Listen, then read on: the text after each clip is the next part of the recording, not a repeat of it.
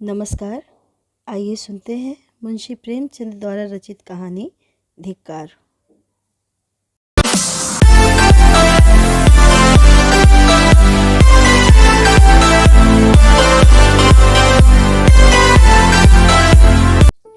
अनाथ और विधवा मानी के लिए जीवन में अब रोने के सिवा दूसरा अवलंब न था। वह 5 वर्ष की थी जब पिता का देहांत हो गया। माता ने किसी तरह उसका पालन किया। 16 वर्ष की अवस्था में मोहल्ले वालों की मदद से उसका विवाह भी हो गया, पर साल के अंदर ही माता और पति दोनों विदा हो गए। इस विपत्ति में उसे अपने चाचा वंशीधर के सिवा और कोई नज़र न आया जो उसे आश्रय देता। वंशीधर ने अब तक जो व्यवहार किया था उससे यह आशा ना हो सकती थी कि वह शांति के साथ रह सकेगी, पर वह सब कुछ सहने और सब कुछ करने को तैयार थी। वह गाली, झिड़की, मारपीट सब सह लेगी। कोई उस पर संदेह तो न करेगा, उस पर मिथ्या लांछन तो न लगेगा। शोहदों और लुच्चों से तो उसकी रक्षा होगी। वंशीधर को कुल मर्यादा की कुछ चिंता हुई, मानी की याचना को अस्वीकार न कर सके। लेकिन 2-4 महीने में ही मानी को मालूम हो गया कि इस घर में बहुत दिनों तक उसका निबाह ना होगा। वह घर का सारा काम करती, इशारों पर नाचती, सबको खुश रखने की कोशिश करती, पर न जाने क्यों चाचा और चाची दोनों उससे जलते रहते। उसके आते ही मेहंदी अलग कर दी गई। नहलाने धुलाने के लिए एक लौंडा था, उसे भी जवाब दे दिया गया।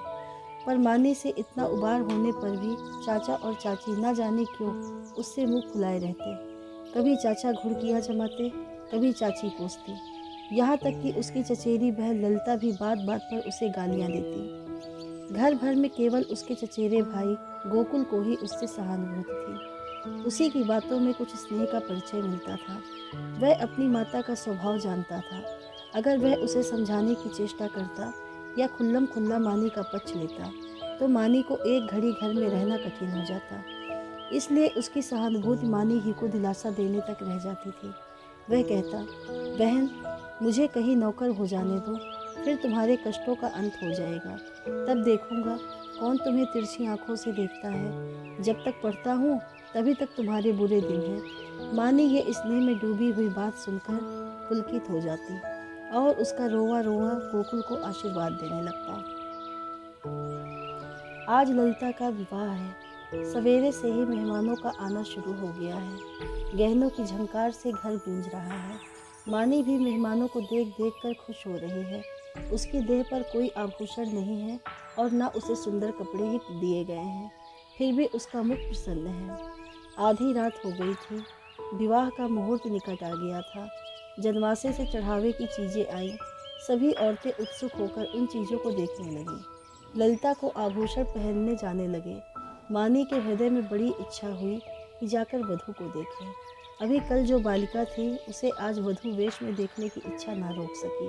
वह मुस्कुराती हुई कमरे में घुसी। सहसा उसकी चाची ने झिड़क कर कहा, तुझे यहाँ किसने बुलाया था? निकल जा यहाँ से। मानी ने बड़ी बड़ी यातनाएं सही थी, पर आज की वह झिड़की उसके हृदय में बाढ़ की तरह चुभ गई। उसका मन उसे धिक्कारने लगा। तेरे छिछोरेपन का यही पुरस्कार है। यहाँ सुहागिनों के बीच में तेरे आने की क्या ज़रूरत थी? वह खिसियाई हुई कमरे से निकली और एकांत में बैठकर रोने के लिए ऊपर जाने लगी। सहसा उसे जीने पर उसकी इंद्रनाथ से मुठभेड़ हो गई। इंद्रनाथ गोकुल का सहपाठी और परम मित्र था। वह भी न्योते में आया हुआ था। इस वक्त गोकुल को खोजने के लिए ऊपर आया था। मानी को वह 2-4 बार देख चुका था और यह भी जानता था कि यहाँ उसके साथ बड़ा दुर्व्यवहार किया जाता है। चाची की बातों की भनक उसके कान में भी पड़ गई थी। मानी को ऊपर जाते देखकर वह उसके चित्त का भाव समझ गया और उसे सांत्वना देने के लिए ऊपर आया, मगर दरवाज़ा भीतर से बंद था। उसने किवाड़ की दरार से भीतर झांका। मानी मेज के पास खड़ी रो रही थी। उसने धीरे से कहा, मानी, द्वार खोल दो। मानी उसकी आवाज़ सुनकर कोने में छिप गई और गंभीर स्वर में बोली, क्या काम है? इंद्रनाथ ने गदगद स्वर में कहा, तुम्हारे पैरों पड़ता हूँ मानी, खोल दो। यह स्नेह में डूबा हुआ विनय मानी के लिए अभूतपूर्व था। इस निर्दय संसार में कोई उससे ऐसी विनती भी कर सकता है, इसकी उसने स्वप्न में भी कल्पना ना की थी। मानी ने कांपते हुए हाथों से द्वार खोल दिया। इंद्रनाथ झपटकर कमरे में घुसा। देखा कि छत से पंखे के कड़े से एक रस्सी लटक रही है। उसका हृदय कांप उठा। उसने तुरंत जेब से चाकू निकालकर रस्सी काट दी और बोला, क्या करने जा रही थी मानी? जानती हो इस अपराध का क्या दंड है? मानी ने गर्दन झुकाकर कहा, इस दंड से कोई और दंड कठोर हो सकता है? जिसकी सूरत से लोगों को घृणा है, उसे मरने के लिए भी अगर कठोर दंड दिया जाए तो मैं यही कहूँगी, ईश्वर के दरबार में न्याय का नाम नहीं है। तुम मेरी दशा का अनुभव नहीं कर सकते। इंद्रनाथ की आंखें सजल हो गईं। मानी की बातों में कितना कठोर सत्य भरा हुआ था। बोला, सदा ये दिन नहीं रहेंगे मानी। अगर तुम यह समझ रही हो कि संसार में तुम्हारा कोई नहीं है, तो यह तुम्हारा भ्रम है। संसार में कम से कम एक मनुष्य ऐसा है जिसे तुम्हारे प्राण अपने प्राणों से भी प्यारे हैं। सहसा गोकुल आता हुआ दिखाई दिया। मानी कमरे से निकल गई। इंद्रनाथ के शब्दों ने उसके मन में एक तूफान सा उठा दिया। उसका क्या आशय है, यह उसकी समझ में न आया। फिर भी आज उसे अपना जीवन सार्थक मालूम हो रहा था। उसके अंधकार में जीवन में एक प्रकाश का उदय हो गया। इंद्रनाथ को वहां बैठे और मानी को कमरे से जाते देखकर गोकुल को कुछ खटक गया। उसकी त्योरियां बदल गईं। कठोर स्वर में बोला, तुम यहाँ कब आए? इंद्रनाथ ने अविचलित भाव से कहा, तुम्ही को खोजता हुआ यहाँ आया था। तुम यहाँ ना मिले तो नीचे लौटा जा रहा था। अगर चला गया होता तो इस वक्त तुम्हें यह कमरा बंद मिलता और पंखे के कड़े में एक लाश लटकती हुई नजर आती। गोकुल में समझा, यह अपना अपराध को छिपाने के लिए कोई बहाना निकाल रहा है। तीव्र कंठ से बोला, तुम यह विश्वासघात करोगे, मुझे ऐसी आशा न थी।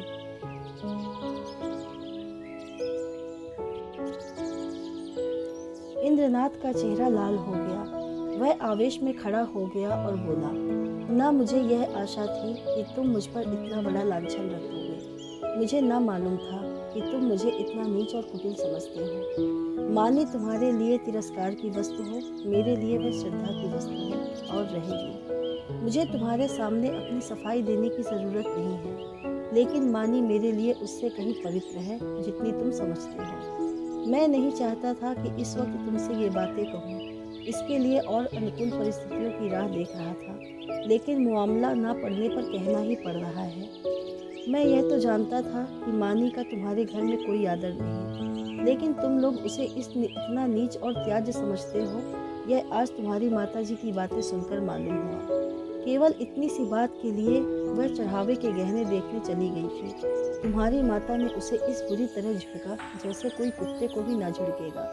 तुम कहोगे, इसमें मैं क्या करूं? मैं कर ही क्या सकता हूं? जिस घर में एक अनाथ स्त्री पर इतने अत्याचार हो, उस घर का पानी पीना भी हराम है। अगर तुमने अपनी माता को पहले ही दिन समझा दिया होता तो आज यह नौबत ना आती। तुम इस इल्ज़ाम से नहीं बच सकते। तुम्हारे घर में आज उत्सव है। मैं तुम्हारे माता पिता से कुछ बातचीत नहीं कर सकता, लेकिन तुमसे कहने में संकोच नहीं है कि मानी को मैं अपने जीवन सहचरी बनाकर अपने को ध्यान न समझूंगा।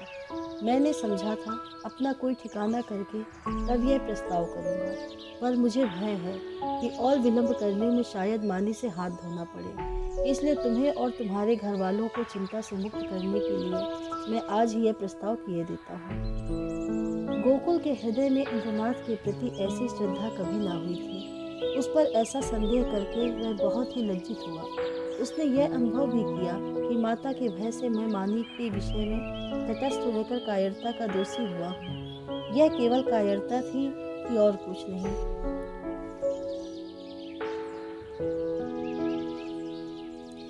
गोकुल के हृदय में इंद्रनाथ के प्रति ऐसी श्रद्धा कभी ना हुई थी। उस पर ऐसा संदेह करके वह बहुत ही लज्जित हुआ।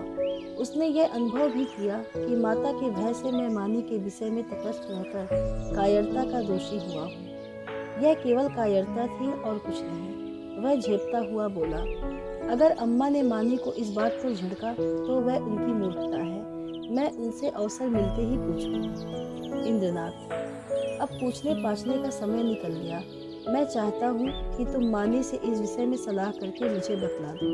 मैं नहीं चाहता कि अब वह यहाँ क्षण भर भी रहे। मुझे आज मालूम हुआ कि वह गड़बड़ी प्रकृति की स्त्री है, और सच पूछो तो मैं उसके स्वभाव पर मुग्ध हो गया हूँ। ऐसी स्त्री अत्याचार नहीं सह सकती। गोकुल ने डरते डरते कहा, लेकिन तुम्हें मालूम है वह विधवा है। जब हम किसी के हाथों अपना असाधारण हित होते देखते हैं तो हम अपनी सारी बुराइयां उसके सामने खोलकर रख देते हैं। हम उसे दिखाना चाहते हैं कि हम आपकी इस कृपा के सर्वथा योग्य नहीं हैं। इंद्रनाथ ने मुस्कुराकर कहा, जानता हूँ, सुन चुका हूँ, और इसीलिए तुम्हारे बाबूजी से कुछ कहने का मुझे अब तक साहस नहीं हुआ। लेकिन न जानता तो भी इसका मेरे निश्चय पर कोई असर न पड़ता। मानी विधवा ही नहीं, अछूत हो, उससे भी गई बीती अगर कुछ हो सकती है वह भी हो, फिर भी मेरे लिए वह रमणी रत्न है। हम छोटे छोटे कामों के लिए तजुर्बेकार आदमी खोजते हैं। जिसके साथ हमें जीवन यात्रा करनी है उसमें तजुर्बे का होना ऐब समझते हैं। मैं न्याय का गला घोटने वालों में नहीं हूँ। विपत्ति से बढ़कर तजुर्बा सिखाने वाला कोई विद्यालय आज तक नहीं खुला। जिसने इस विद्यालय में डिग्री ले ली उसके हाथों में हम निश्चित होकर जीवन की बागडोर दे सकते हैं। किसी रमणी का विधवा होना मेरी आंखों में दोष नहीं, गुण है। गोकुल ने पूछा, लेकिन तुम्हारे घर के लोग? इंद्रनाथ ने प्रसन्न होकर कहा, मैं अपने घर वालों को इतना मूर्ख नहीं समझता कि इस विषय में आपत्ति करें। लेकिन वे आपत्ति करें भी तो मैं अपनी किस्मत अपने हाथ में ही रखना पसंद करता हूँ। मेरे बड़ों को मुझ पर अनेकों अधिकार हैं। बहुत सी बातों में मैं उनकी इच्छा को कानून समझता हूँ, लेकिन जिस बात को मैं अपनी आत्मा के विकास के लिए शुभ समझता हूँ उसमें मैं किसी से दबना नहीं चाहता। मैं इस गर्व का आनंद उठाना चाहता हूँ कि मैं स्वयं अपने जीवन का निर्माता हूँ। गोकुल ने कुछ चकित होकर कहा, और अगर मानी न मंजूर करे? इंद्रनाथ को यह शंका बिल्कुल निर्मूल जान पड़ी। बोले, तुम इस समय बच्चों की सी बात कर रहे हो गोकुल। यह मानी हुई बात है कि मानी आसानी से मंजूर ना करेगी। वह इस घर में ठोकरें खाएगी, झड़कियाँ सहेगी, गालियाँ सुनेगी, पर इसी घर में रहेगी। युगों के संस्कारों को मिटा देना आसान नहीं है, लेकिन हमें उसको राजी करना पड़ेगा। उसके मन से संचित संस्कारों को निकालना पड़ेगा। मैं विधवाओं के पुनर्विवाह के पक्ष में नहीं हूँ। मेरा ख्याल है कि पतिव्रत का अलौकिक आदर्श संसार का अमूल्य रत्न है और हमें बहुत सोच समझकर उस पर आघात करना चाहिए। लेकिन मानी के विषय में यह बात नहीं उठती। प्रेम और भक्ति नाम से नहीं, व्यक्ति से होती है। जिस पुरुष की उसने सूरत भी नहीं देखी उससे उसे प्रेम नहीं हो सकता। केवल रस्म की बात है। इस आडंबर की, इस दिखावे की हमें परवाह नहीं करनी चाहिए। देखो, शायद तुम्हें कोई बुला रहा हो। मैं भी जा रहा हूँ। 2-3 दिन में फिर मिलूंगा। मगर ऐसा ना हो कि तुम संकोच में पड़कर सोचते विचारते रह जाओ और दिन निकलते चले जाएं। गोकुल ने उसके गले में हाथ डालकर कहा, मैं परसों खुद ही आऊँगा।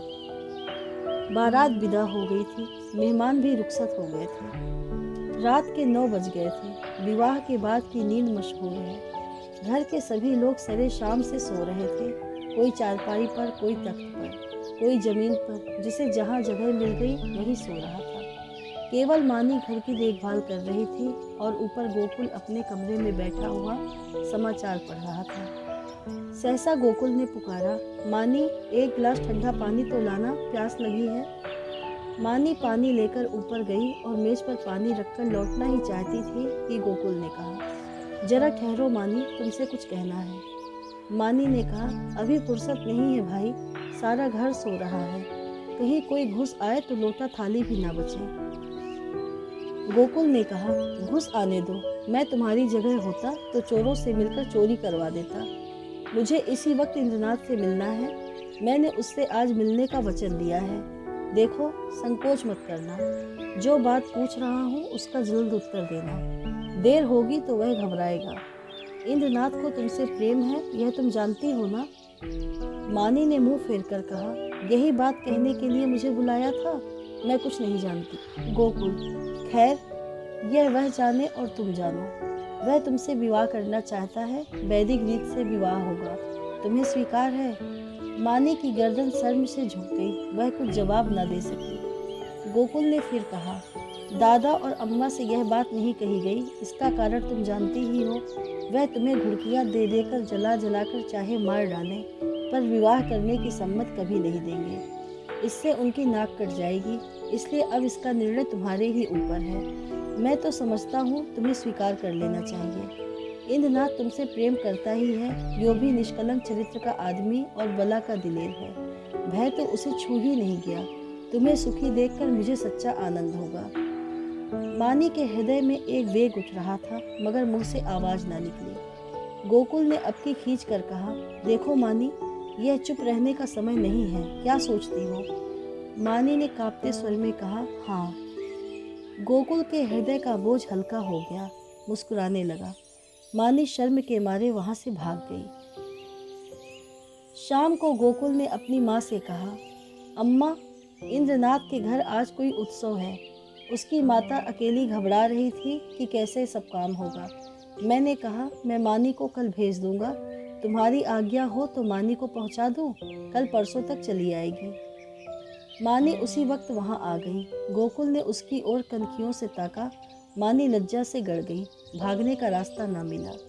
माँ ने कहा, मुझसे क्या पूछते हो, वह जाए तो ले जाओ। गोकुल ने मानी से कहा, कपड़े पहनकर तैयार हो जाओ, तुम्हें इंद्रनाथ के घर चलना है।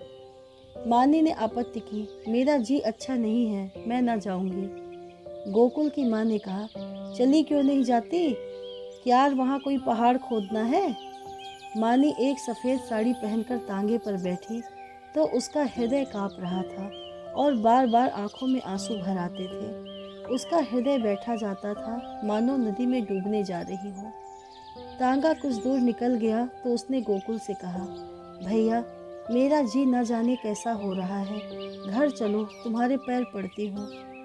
गोकुल ने कहा, तू पागल है? वहाँ सब लोग तेरी राह देख रहे हैं और तू कहती है लौट चलो। मानी, मेरा मन कहता है कोई अनिष्ट होने वाला है। गोकुल, और मेरा मन कहता है तू रानी बनने जा रही है। मानी, 10-5 दिन ठहर क्यों नहीं जाते? कह देना मानी बीमार है। गोकुल, पागलों की सी बातें ना करो। मानी, लोग कितना हंसेंगे। गोकुल, मैं शुभ कार्य में किसी की हंसी की परवाह नहीं करता। मानी, अम्मा तुम्हें घर में घुसने ना देगी, मेरे कारण तुम्हें भी झिड़कियाँ मिलेंगी। गोकुल, इसकी कोई परवाह नहीं है, उनकी तो यह आदत ही है। तांगा पहुंच गया। इंद्रनाथ की माता विचारशील महिला थी। उन्होंने आकर वधू को उतारा और भीतर ले गई। गोकुल वहां से चला तो 11 बज रहे थे। एक ओर तो शुभ कार्य के पूरा करने का आनंद था, दूसरी ओर भय था कि कल मानी न जाएगी तो लोगों को क्या जवाब दूंगा। उसने निश्चय किया, चलकर साफ साफ कह दो, छिपाना व्यर्थ है। आज नहीं कल, कल नहीं परसों तो सब कुछ कहना ही पड़ेगा। आज ही क्यों ना कह दो। यह निश्चय करके वह घर में दाखिल हुआ। माता ने किवाड़ खोलते हुए कहा, इतनी रात तक क्या करने लगे? उसे भी क्यों ना लेते आए? कल सवेरे चौका बर्तन कौन करेगा? गोकुल ने सिर झुकाकर कहा, वह तो अब शायद लौट कर ना आए अम्मा, उसके वहीं रहने का प्रबंध हो गया है। माता मानो आकाश से गिर पड़ी।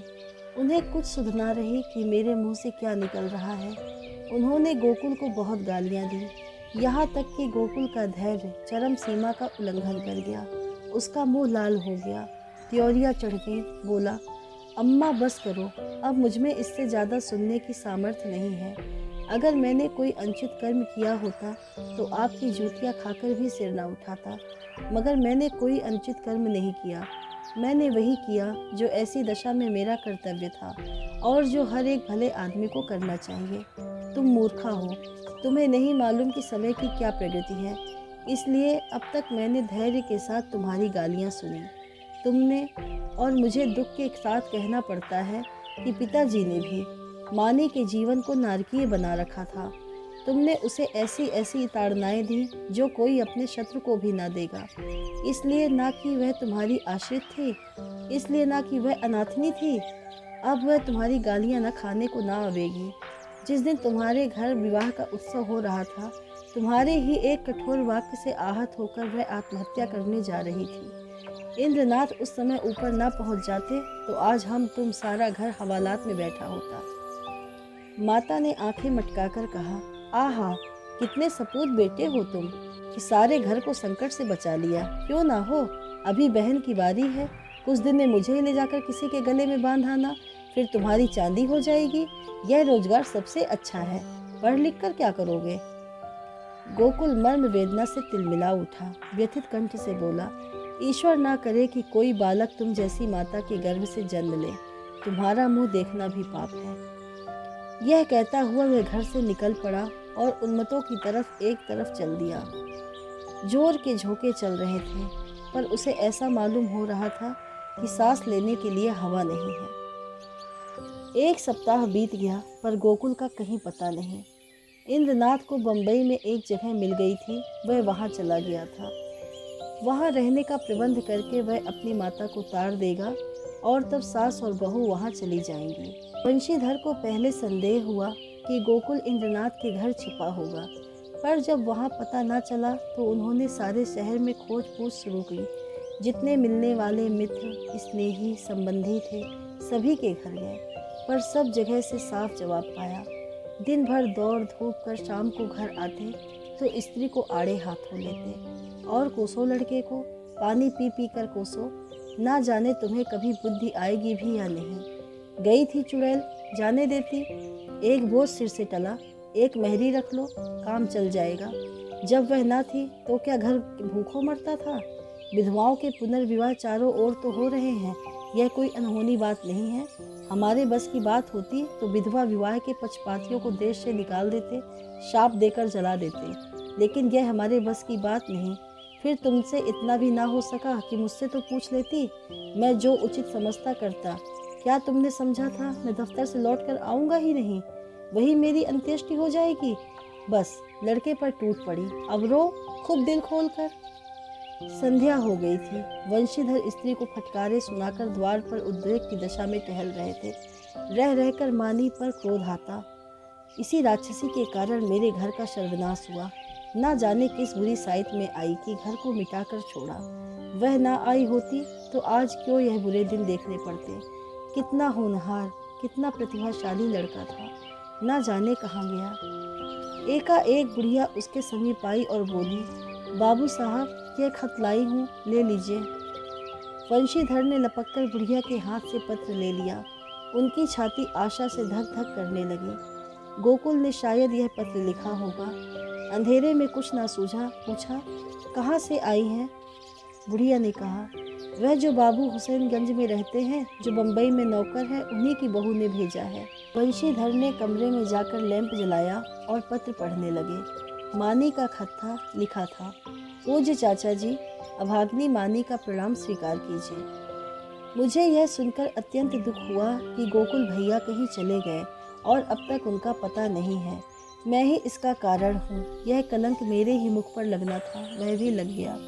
मेरे कारण आपको इतना शोक हुआ, इसका मुझे बहुत दुख है, मगर भैया आवेंगे जवश्य, इसका मुझे विश्वास है। मैं इसी 9 बजे वाली गाड़ी से बम्बई जा रही हूँ। मुझसे जो कुछ अपराध हुआ है उसे क्षमा कीजिएगा और चाची से मेरा प्रणाम कहिएगा। मेरी ईश्वर से यही प्रार्थना है कि शीघ्र ही गोकुल भैया सकुशल घर लौट आए। ईश्वर की इच्छा हुई तो भैया के विवाह में आपके चरणों के दर्शन करूंगी। वंशीधर ने पत्र को फाड़कर पुर्जे पुर्जे कर डाला। घड़ी में देखा तो 8 बज रहे थे। तुरंत कपड़े पहने सड़क पर आकर इक्का किया और स्टेशन चले। बम्बई मेल प्लेटफॉर्म पर खड़ी थी। मुसाफिरों में भगदड़ मची हुई थी। खोमचे वालों की चीख पुकार से कान में पड़ी आवाज़ न सुनाई देती थी। गाड़ी छूटने में थोड़ी ही देर थी। मानी और उसकी सास एक जनाने कमरे में बैठी हुई थी। मानी सजल नेत्रों से सामने ताक रही थी। अतीत चाहे दुखद ही क्यों ना हो, उसकी स्मृतियाँ मधुर होती हैं। मानी आज बुरे दिनों को स्मरण करके दुखी हो रही थी। गोकुल से अब न जाने कब भेंट होगी। चाचा जी आ जाते तो उनके दर्शन कर लेती। कभी कभी बिगड़ते थे तो क्या, उसके भले ही के लिए तो डांटते थे। वह आवेंगे नहीं, अब तो गाड़ी छूटने में थोड़ी ही देर है। कैसे आवें? समाज में हलचल ना मच जाएगी? भगवान की इच्छा होगी तो अब की जब यहाँ आऊँगी तो ज़रूर उनके दर्शन करूँगी। एकाएक उसने लाला वंशीधर को आते देखा। वह गाड़ी से निकलकर बाहर खड़ी हो गई और चाचा जी की ओर बढ़ी। चरणों पर गिरना ही चाहती थी कि वह पीछे हट गए और आंखें निकाल कर बोले, मुझे मत छू, दूर रह, अभागिनी कहीं की। मुंह में कालिख लगाकर मुझे पत्र लिखती है। तुझे मौत भी नहीं आती? तूने मेरे कुल का सर्वनाश कर दिया। आज तक गोकुल का पता नहीं है।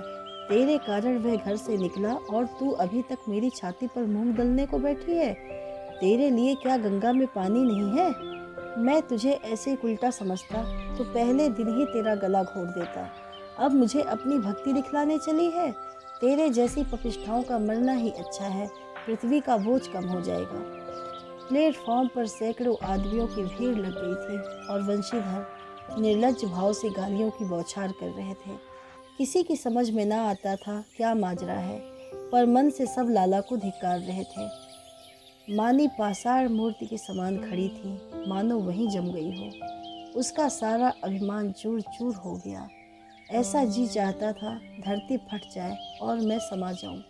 कोई वज्र गिरकर उसके जीवन अधम जीवन का अंत कर दे। इतने आदमियों के सामने उसका पानी उतर गया। उसकी आंखों से पानी की एक बूंद भी न निकली। हृदय में आंसू न थे। उसकी जगह एक दावानल सा दहक रहा था, जो मानो वेग से मस्तिष्क की ओर बढ़ता चला जाता था। संसार में कौन जीवन इतना अधम होगा? सास ने पुकारा, बहू अंदर आ जाओ। गाड़ी चली तो माता ने कहा, ऐसा बेशर्म आदमी नहीं देखा।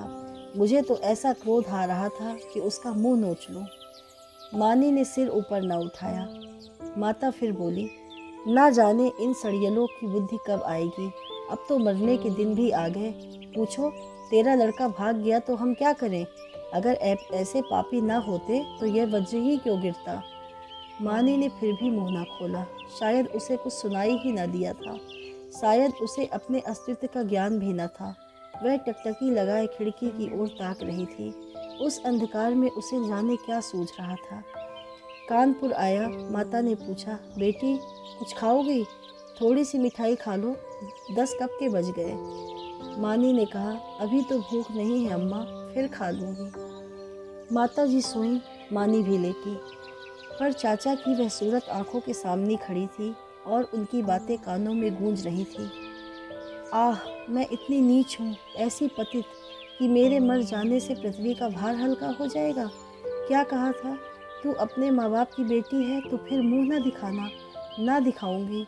जिस मुंह पर ऐसी कालिमा लगी हो उसे किसी को दिखाने की इच्छा भी नहीं है। गाड़ी अंधकार को चीरती चली जा रही थी। मानी ने अपना ट्रंक खोला और अपने आभूषण निकालकर उसमें रख दिए। फिर इंद्रनाथ का चित्र निकालकर उसे देर तक देखती रही। उसकी आंखों में गर्व की एक झलक सी दिखाई दी। उसने तस्वीर रख दी और आप ही बोली, नहीं नहीं, मैं तुम्हारे जीवन को कलंकित नहीं कर सकती। तुम देव तुल्य हो, तुमने मुझ पर दया की है। मैं अपने पूर्व संस्कारों का प्रायश्चित कर रही थी, तुमने मुझे उठाकर हृदय से लगा लिया। लेकिन मैं तुम्हें कलंकित ना करूँ। तुम्हें मुझसे प्रेम है, तुम मेरे लिए अनादर, अपमान, निंदा सब सह लोगे, पर मैं तुम्हारे जीवन का भार ना बनूंगी। गाड़ी अंधकार को चीरती चली जा रही थी। मानी आकाश की ओर इतनी देर तक देखती रही कि सारे तारे अदृश्य हो गए और उस अंधकार में उसे अपनी माता का स्वरूप दिखाई दिया, ऐसा उज्जवल, ऐसा प्रत्यक्ष कि उसने चौंक कर आंखें बंद कर ली। ना जाने कितनी रात गुजर चुकी थी। दरवाज़ा खुलने की आहट से माता की आंखें खुल गईं। गाड़ी तेजी से चलती जा रही थी, मगर बहू का पता ना था। वह आंखें मलकर उठ बैठी और पुकारा, बहू बहू। कोई जवाब न मिला। उनका हृदय धक धक करने लगा। ऊपर के बर्थ पर नजर डाली, पेशाब खाने में देखा, बेंचों के नीचे देखा, बहू कहीं ना थी। तब वह द्वार पर आकर खड़ी हो गई। बहू का क्या हुआ? यह द्वार किसने खोला? कोई गाड़ी में तो नहीं आया? उनका जी घबराने लगा। उन्होंने किवाड़ बंद कर दिया और जोर जोर से रोने लगी। किससे पूछे? डाक गाड़ी अब न जाने कितनी देर में रुकेगी। कहती थी बहू मर्दानी गाड़ी में बैठे, पर मेरा कहना ना माना। कहने लगी, अम्मा जी आपको सोने में तकलीफ हो गई, यही आराम दे गई। सहसा उसे खतरे की जंजीर याद आई। उसने जोर जोर से कई बार जंजीर खींची। कई मिनट के बाद गाड़ी रुकी। गार्ड आया। पड़ोस के कमरे से 2-4 आदमी और भी आए। फिर लोगों ने सारा कमरा तलाश किया। नीचे तख्ते को ध्यान से देखा। रक्त का कोई चिन्ह न था। असबाब की जांच की। बिस्तर, संदूक, संदूकची, बर्तन सब मौजूद थे। ताले भी सब बंद थे। कोई चीज़ गायब न थी। अगर बाहर से कोई आदमी आता तो चलती गाड़ी से जाता कहाँ? एक स्त्री को लेकर गाड़ी से कूद जाना असंभव था। सब लोग इन लक्षणों से इसी नतीजे पर पहुँचे कि मानी द्वार खोलकर बाहर झांकने लगी होगी और मुठिया हाथ से छूट जाने के कारण गिर पड़ी होगी। गार्ड भला आदमी था। उसने नीचे उतरकर 1 मील तक सड़क के दोनों तरफ तलाश किया। मानी का कोई निशान न मिला। रात को इससे ज़्यादा और क्या किया जा सकता था। माता जी को कुछ लोग आग्रहपूर्वक एक मर्दानी डिब्बे में ले गए। यह निश्चय हुआ कि माता जी अगले स्टेशन पर उतर पड़ें और सवेरे इधर उधर दूर तक देखभाल की जाए।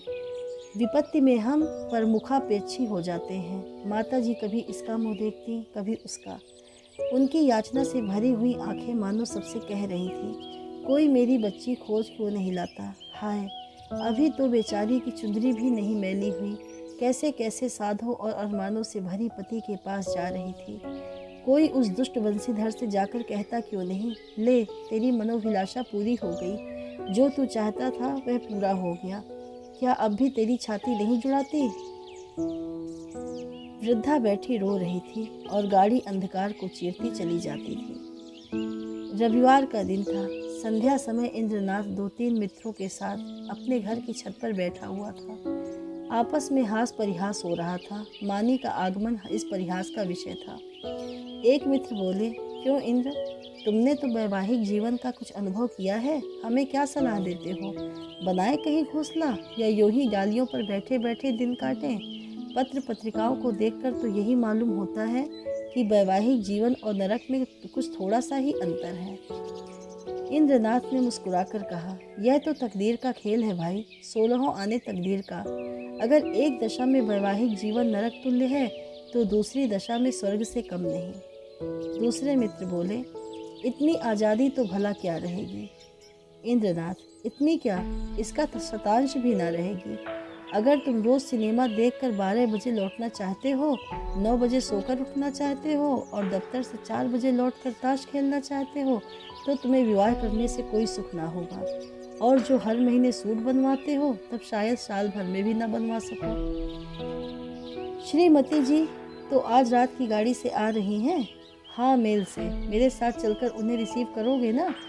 यह भी पूछने की बात है। अब घर कौन जाता है, मगर कल दावत खिलानी पड़ेगी। सहसा तार के चपरासी ने आकर इंद्रनाथ के हाथ में तार का लिफाफा रख दिया। इंद्रनाथ का चेहरा खिल उठा, झट तार खोलकर पढ़ने लगा। एक बार पढ़ते ही उसका हृदय धक हो गया, सांस रुक गई, सिर घूमने लगा, आंखों की रोशनी लुप्त हो गई, जैसे विश्व पर काला पर्दा पड़ गया हो। उसने तार को मित्रों के सामने फेंक दिया और दोनों हाथों से मुंह ढांपकर फूट फूट कर रोने लगा।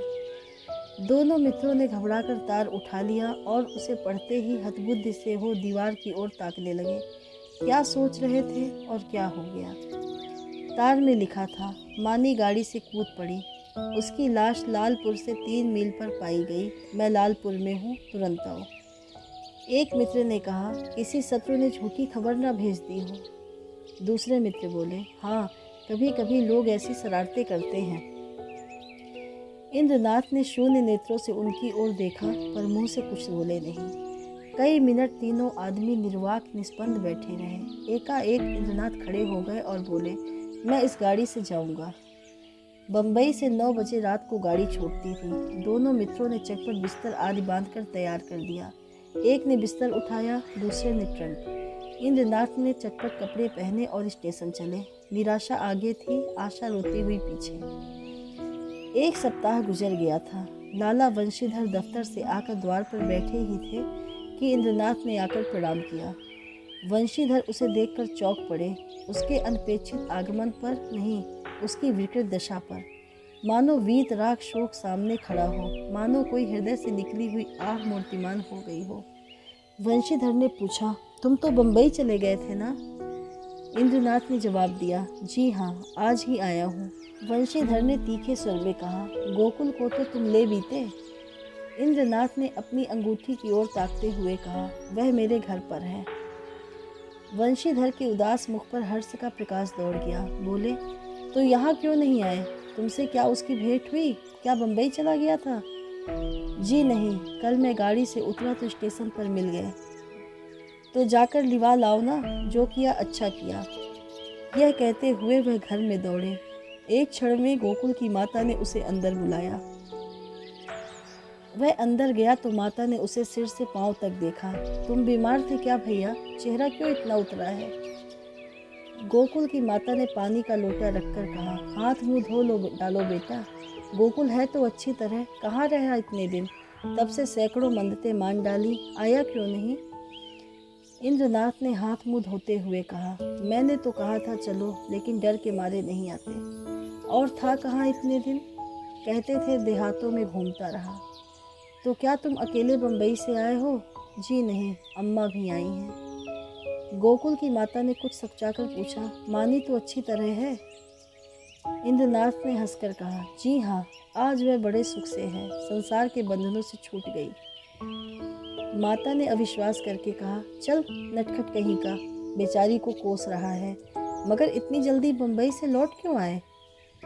इंद्रनाथ ने मुस्कुराते हुए कहा, क्या करता, माताजी का तार बम्बई में मिला कि मानी ने गाड़ी से कूदकर प्राण दे दिए। वह लालपुर में पड़ी हुई थी, दौड़ा हुआ आया, वही दाह क्रिया की। आज घर चला आया, अब मेरा अपराध क्षमा कीजिए। वह और कुछ ना कह सका, आंसुओं के वेग ने गला बंद कर दिया। जेब से एक पत्र निकालकर माता के सामने रखता हुआ बोला, उसके संदूक में यही पत्र मिला है।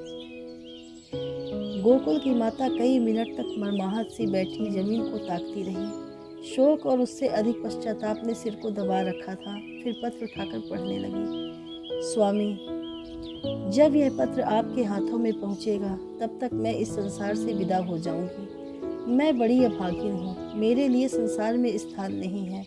आपको भी मेरे कारण क्लेश और निंदा ही मिलेगी। मैंने सोचकर देखा और यही निश्चय किया कि मेरे लिए मरना ही अच्छा है।